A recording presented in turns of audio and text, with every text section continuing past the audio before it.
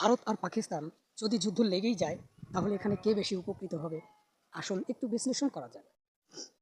ভারত চাচ্ছে পাকিস্তানের সাথে একটা যুদ্ধ হোক এবং পাকিস্তান গেরাকলে পড়ে নিজেকে বাঁচানোর জন্য তারাও ভারতের সাথে যুক্ত হয়ে যাবে যুদ্ধে। এখানে সবচেয়ে বেশি ক্ষতিগ্রস্ত হবে এশিয়া মহাদেশ। এই অঞ্চলে যে দেশগুলো আছে তার ভিতরে অন্যতম আছে বাংলাদেশ। কী ধরনের ক্ষতিগ্রস্তর ভিতরে পড়বে? যেমন খাদ্য সামগ্রী, পোশাক শিল্প, পাশাপাশি ইলেকট্রনিক্স পণ্য, এগুলো আমাদের পেতে খুব সমস্যা হবে, যেহেতু ভারত হচ্ছে বৃহত্তম একটা বাজার। সে বাজার থেকে এশিয়ার বিভিন্ন দেশে সাপ্লাই হয়, সেই সাপ্লাইটা বন্ধ হয়ে যাবে। আর পাশাপাশি ভারত পাকিস্তান যুদ্ধ থাকা অবস্থায় বিভিন্ন দেশে লাভবান হবে, আমেরিকা লাভবান হবে, রাশিয়া।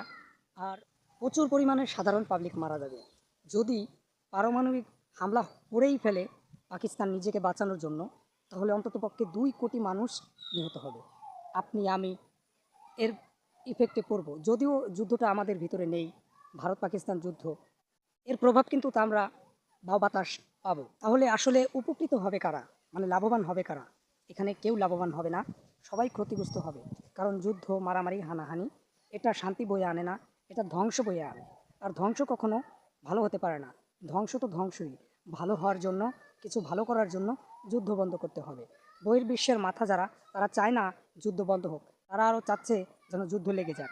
লেগে গেলে তাদের সুবিধা হবে, তারা অস্ত্র বেচতে পারে, সাহায্য করছি বলে অনেক বড় বড় কথা বলবে, মানবিক করিডোর দিবে, খাদ্য সহায়তা দিবে, কিন্তু এতে কিন্তু আমাদের সাধারণ পাবলিকের কোনো উপকার হবে না। এটা উপকৃত হবে রাষ্ট্র।